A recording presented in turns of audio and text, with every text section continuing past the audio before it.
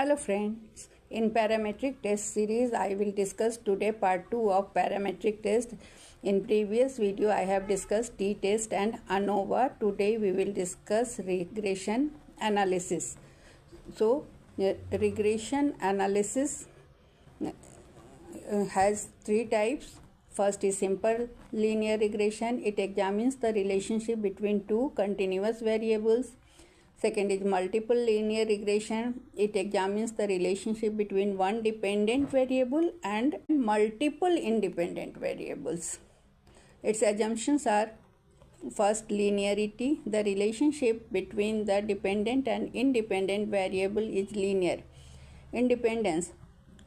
Observations are independent. Homoscedasticity. Constant variance of errors. Normality. The residuals or errors of the model are normally distributed. Example is predicting house prices based on square footage, number of bedrooms and other factors. So it is multiple variables. So it is of two types. Third is Pearson correlation coefficient. It is also a parametric test. Its purpose is to measure the strength and direction of the linear relationship between two continuous variables. Assumptions. First is linearity. The relationship between the variable is linear. Constant variance of the differences. Normality. The data is normally distributed.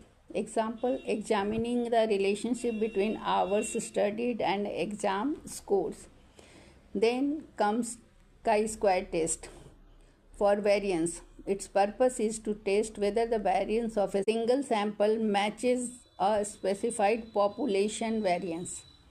Its assumptions are: the sample is randomly selected. The population from which the sample is drawn is normally distributed. Examples are testing if the variability in the production process matches the expected variability. General assumptions of parametric tests are: normality. The data should be approximately normally distributed. Second is homogeneity of variance. The variances among the groups should be equal.